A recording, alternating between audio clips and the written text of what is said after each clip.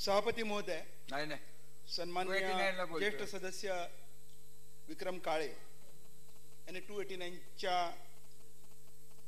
चा प्रस्ताव दिलेला आहे आणि या प्रश्नावर चर्चा करण्याची मागणी केली आहे. त्याच्या समर्थनार्थ मी उभा आणि कसा होतो एवढं सांगणार आहे.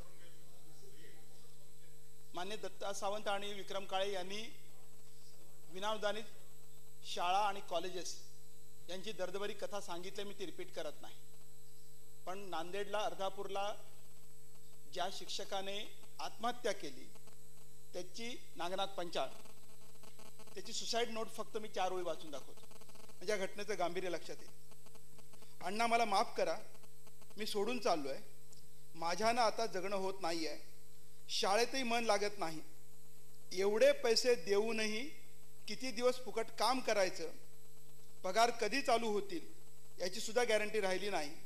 इतके दिवस वाटत होतं आज होईल उद्या होईल, पण आता सहन होत नाही आहे. पिलूची काळजी घ्या, मला माहीत आहे तुम्ही तिला चांगल्या प्रकारे सांभाळू शकाल.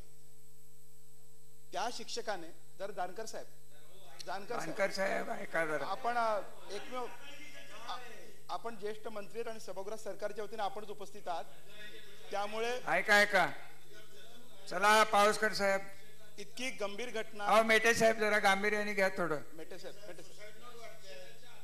अहो सुसाईड नोट वाचताय तर आता चर्चा थांबवा आणि त्यांना बोलून द्या ना. सभापती महोदय, माणसं करूच नका ना. पण 5 वर्ष वाट पाहत होती की हे सरकार आल्यानंतर आमचं अनुदान सुरू होईल, कण्याने आश्वासन दिलं होतं. 19 वर्ष लोक वाट बघतायत. या माणसाने शेवटी आपल्या पिलाची काळजी बायकोवर सोडून, आई वडिलांवर सोडून आपला ध्येय संपवला. किती लोकांनी आत्महत्या करायचं सरकारला वाटतं. ज्या शिक्षकांनी इतके दिवस वाट पाहिली त्या सगळ्यांनी नागनाथ पंचायतच्या मार्गाने जायचं का, हा प्रश्न आहे. आणि यापेक्षा अशी कोणती घटना आहे ही सुद्धा सरकारशी निगडीत घटना आहे.